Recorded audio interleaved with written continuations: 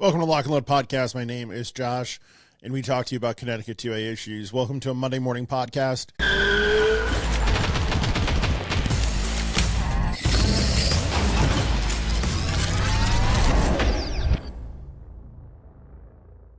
Well, I do short podcasts, normally under 10 to 15 minutes.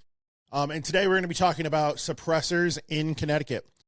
So I've definitely done some shorter videos on this before on our YouTube channel under the shorts feature, but I wanted to talk about it just to sit down and kind of explain the process about suppressors and what are they. So you guys are probably going to refer to them as silencers. They definitely aren't an actual silencer with few exceptions, but they suppress the sound. So the proper terminology is called suppressor, and it's kind of like a muffler for your car, right? We've all heard those really horrible Honda Civics out there.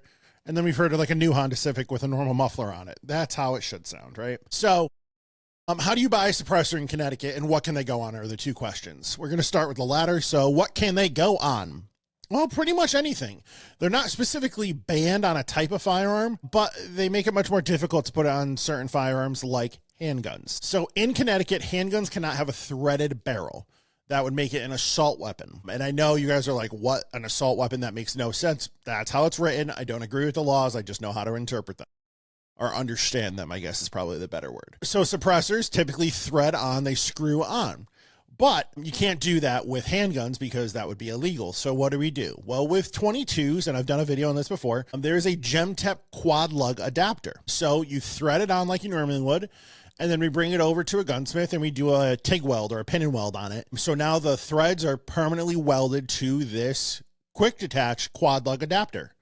Then there's another piece that threads into the suppressor, and then you can take it on and off of the gun using a QD system. Therefore, there's no more threads, and you can have a suppressor on a pistol. I definitely was not the one that came up with this idea, but we do it in store now too. There's definitely some other stores that either came up with it, researched it, or whatever. So credit to the unknown people that did that. Now with bigger calibers, let's use 9mm as an example. There's a few different ways depending on if the barrel tilts or not.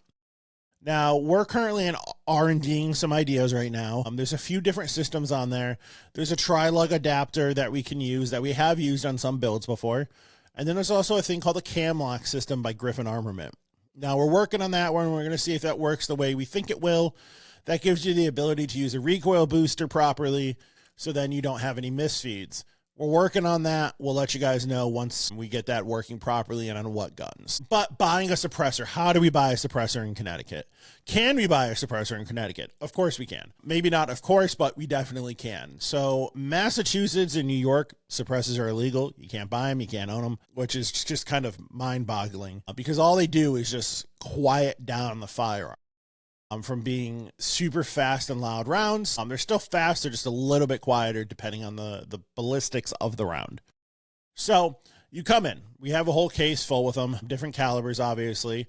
You pick the one you want, or you ask us questions and we determine, this one's probably going to be a better fit. This one can do multiple calibers, whatever it may be. And then we do paperwork. So we do electronic Form 4s with the ATF. We have 2 laptops, one for you to create your own personal account because that's what needs to get done. And then the other one is to do the paperwork. So fingerprints are required to do a Form 4. We do that all in-house here. We have a nice little kiosk. It does cost money to do your fingerprints, but it is a one-time fee. And you get your fingerprints on what's called an EFT file. And we put that on a flash drive for you along with a passport-sized photo because those are both required for the electronic Form 4. And then you can keep them and use them for future Form 4 purchases or anything you ever need to do with fingerprints. We can also print them off too, so that's kind of cool. So we fingerprint you, and then we start doing the Form 4. You do your part, we do our part, and then you pay your $200 tax stamp. That is a one-time fee per serialized item, so per suppressor, and then it goes off into space, goes to the ATF and sits there. And this used to sit there for 9+ months, right? People have horror stories. I'm sure you guys can comment below. 9 to 12 to 15 months suppressors would just sit and collect dust. Now, most, and I'm talking like 98% of people come back within about 2 business days. So if it's submitted on a weekend, they're normally here picking it up Tuesday or Wednesday. That's how quick stuff is turning around now, and which is really good. I think that's great. I don't really think there should be a wait, but I mean, if there has to be a wait, 2 days is a lot better than 9 months or longer. Then when you come back to pick it up, You have to do a 4473 because we have to log it out of our bound book.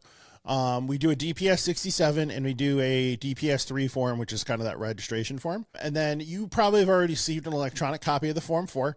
We also give you a paper copy of the form 4 because you were supposed to keep that with the NFA item, National Firearms Act, suppressors, machine guns, that kind of stuff, at all times.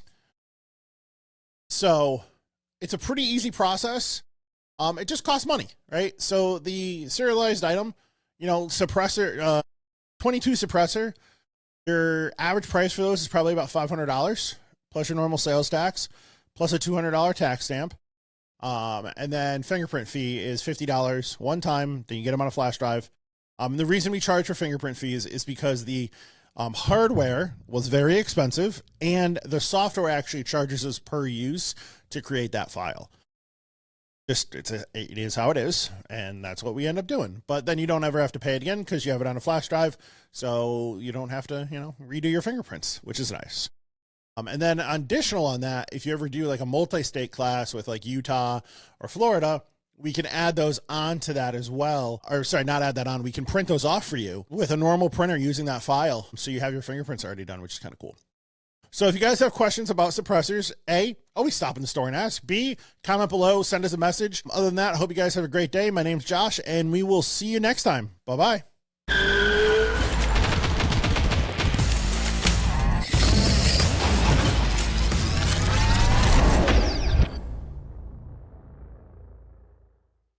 Lock and Load Podcast is sponsored by Lock and Load Firearms, Connecticut's #1 rated gun store and pistol permit class on Google. Come check us out, 1573 Meriden Waterbury Turnpike in Southington. Lock and Load Firearms. Lock and Load Podcast is also sponsored by Patriot Wear Holsters, custom-made Kydex holsters locally made in Waterbury, Connecticut. www.patriotwearholster.com and use code LNLPodcast for 10% off your purchase. Orders available for shipping or pickup at various locations.